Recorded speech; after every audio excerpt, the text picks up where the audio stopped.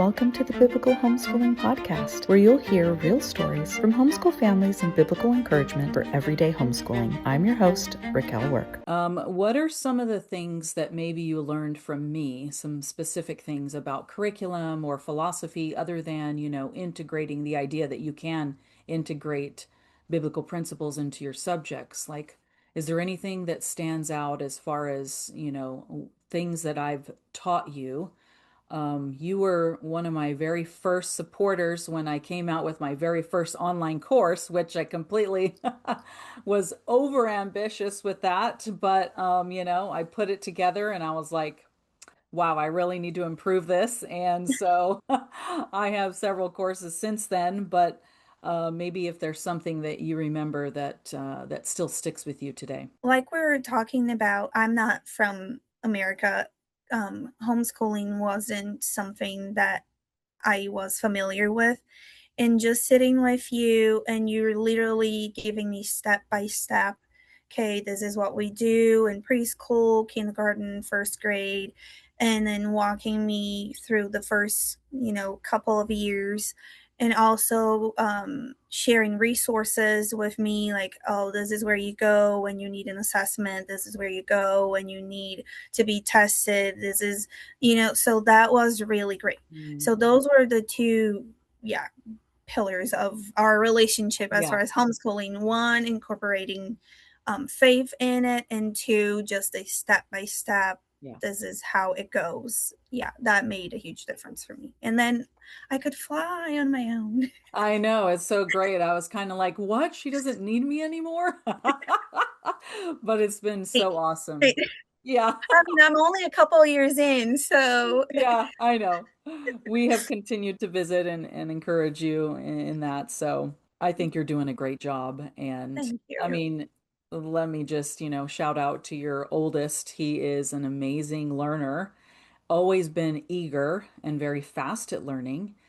And so I think that has been a good starting point for you, an easy starting point for you.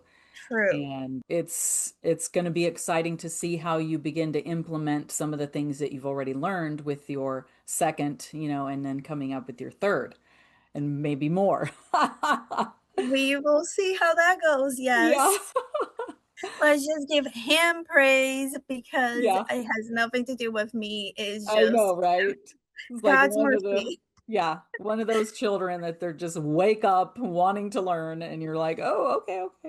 Let me get Yes. it together. That's awesome. In my program, I try to encourage parents to use specific curriculum that I think is mostly aligned with biblical principles. I'm going to sort of just ask you what you use for your different subjects, and we can just talk about how that curriculum's going. Let's start with language arts or reading. What are you using for that, and how's it going? Okay, so for that, I use The Good and the Beautiful. And I know that's a little bit tricky. Some people love it. Some people are like, no. It has worked for us so far. I think I'm always open and to adjust for each child. And we'll see how second grade goes with The Good and the Beautiful. But so far, it has worked great for my firstborn. Yeah. For math, I started with The Good and the Beautiful, and it wasn't quite what he needed. He, like you said, he's very eager to learn, fast learner, so he needed more. And you had suggested to me the Right Start math. So that's what we're using. Real loving it. And it was a great fit for him. So it was very different from what I was using before. We had to learn the pace, but it's been great and we're enjoying it. And I'm going to start my next one on the Right Start math and on The Good and the Beautiful and see how it goes. But again, like I said, always willing to adjust according to the needs of my kids. So. And what level is he going to be going into this coming school year in math? Level C. Level C. B. Okay, so he's already been through B, and he's only 7. We're almost done. We're not finished yet. We still have Got it. some of the B to go through Hmm. and some of language and arts. We had a few hiccups throughout the school year, so I still need to finish first grade, and then we'll take a break, and then we'll start level C and second grade language and arts. Yeah. Yeah. So what other subjects do you teach besides language arts and math? For now, we've been just doing language and arts, which in the curriculum I use, they have some geography in it, which I Okay. like. So we do some geography, some science, because it's already in the curriculum, in the language and arts a little The bit. Good and the Beautiful? The Good and the Beautiful, Hmm. yes. And then math, which for the first couple of years while he is learning how to read, he can fully read now, but Yeah. um, while he's learning to read, I thought that was a good start just to focus on that. But we do language and arts and math and Portuguese as well. So even though we're not doing other subjects, we're doing a different language. So that Yes. ends up, yeah, Yeah, that's basically like doing four subjects. And yeah, that's pretty full for lower elementary and early. yes, yeah. Yeah, he is learning to read in both languages at the same time, and it works for him. He can Yeah. do that. Yeah. I will do the same with my second child, see how she does, and again, we'll adjust as we go. Yeah. I love to hear that because not all moms know how to adjust. If, as they go, they want to just stick to one thing and go for it, but that's so important. And I'm super happy to hear that you're in that mindset. What are you thinking about as far as like history or science, like a program that's separate? Is that something that maybe you want to incorporate at some point? Maybe not this coming school year or the next? Like, is that even on your radar? Not at this point. Yes, I do want to do that, and Okay. I want to expand, yes, history, geography, science, other things.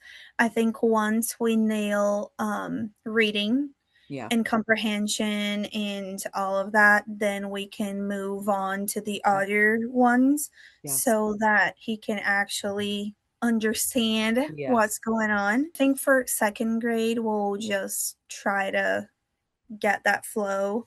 Yes. We do read different books, Yeah. and we talk about things, and Hmm. we do use holidays and things like that to talk about history and, Yeah. you know, but not like a formal.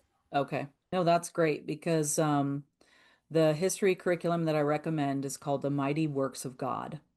And they have four different books right now. So, like kindergarten, first grade book, second, or maybe like the kindergarten, and then first and second, and then second and third, and then fourth and fifth right now. So, if you were to, I'm going to throw out a suggestion that you could easily incorporate to begin building a biblical worldview in your child, not just teaching them how to read, which you're doing an excellent job with that. But so their very first book is a super easy read, very short chapters. It would be something that I would suggest that you could take it and say, hey, we're going to have a little history lesson, everybody sit down, or it's going to be 10 minutes long, and everybody, is sitting down and they're calm, they're quiet, they're ready, they're listening, kind of like you would do with any other read aloud book, like a Dr. Seuss book or something.